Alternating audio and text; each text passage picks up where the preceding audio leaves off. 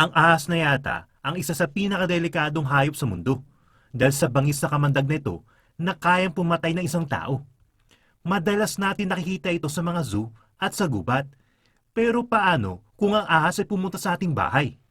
Ano kaya ang gagawin mo? Tatakbo ka ba o magwawala? Sa videong ito ay tutunghayan natin ang mga ahas na nakuha ng CCTV na muntikan ng ikapahamak ng mga tao. At umpisa na natin ang ating kwentuhan.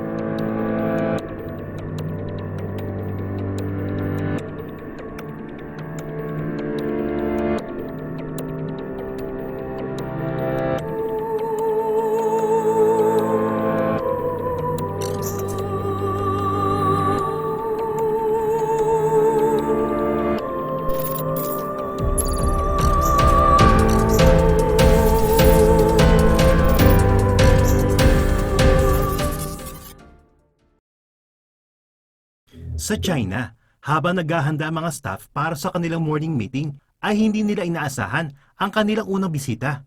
Ito lang naman ay isang 6 feet na python na nahulog sa kisame.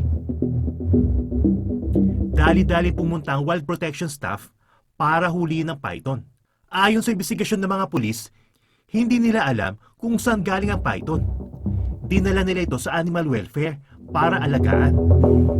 Ikaw, anong gagawin mo pag bumagsak sa'yo ang 6 feet na python?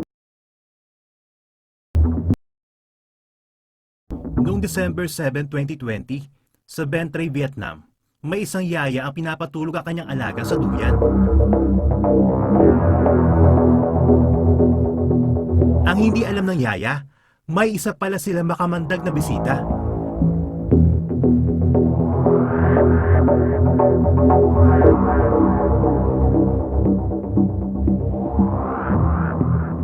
Buti na lang at mabilis kumilos ang yaya nang makita niyang ahas. Dahil kung hindi, isa sa kanila ang natuklaw ng ahas.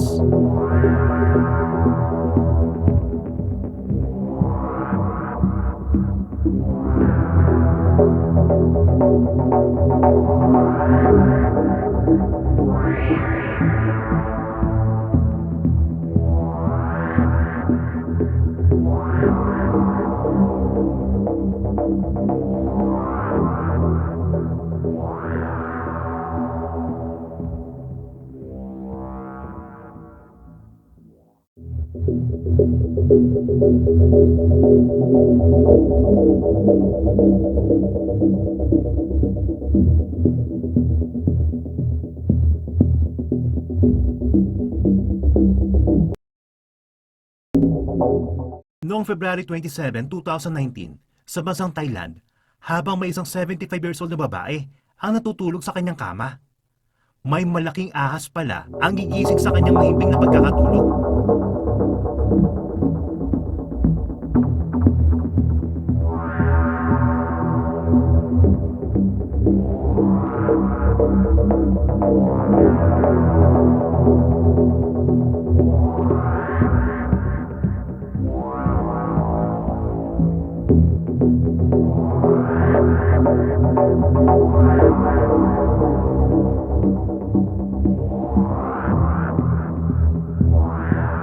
Nagising siya nung may naramdaman siyang kakaiba sa kanyang paa.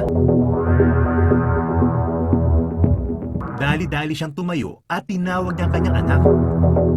Tumawag agad sila ng rescue workers para huliin ang ahas. Sa kabutihang palad, hindi naman makamandag ang ahas at hindi naman nasaktan ang lola.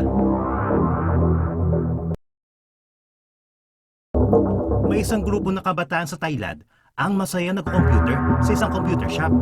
Pero nagulat sila nang bigla may ahas na tumalon at sumabit sa short ng kaibigan nila. Sa sobrang taranta ng kaibigan nila, ay nasipa pa niya isa nilang kaibigan. Sa kabutihang palad, hindi naman makamandag ang ahas na ito at wala naman nasaktan sa kanila.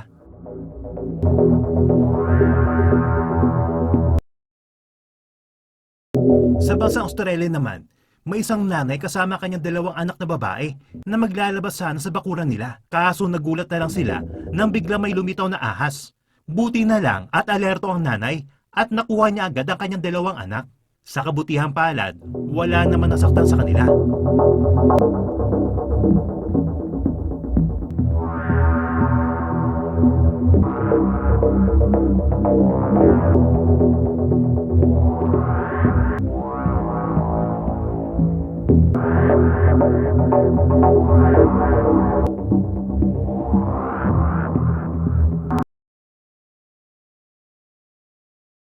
Sa bansang India naman, kitang-kita sa CCTV na pumasok ang tindero sa kanyang tindahan habang nagtitext.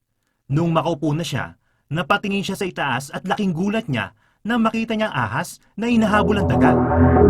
Sa sobrang takot niya, napalabas siya ng tindahan.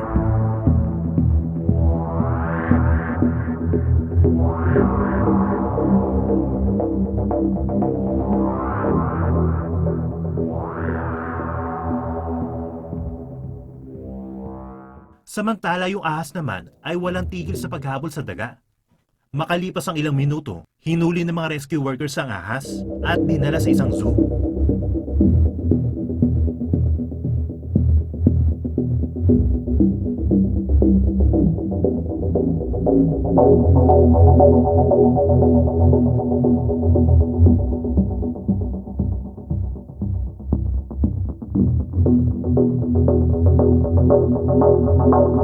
Basta lagi natin tatandaan, lagi tayo mag-alerto sa lahat ng oras dahil hindi natin alam ang panganib na naghihintay sa atin.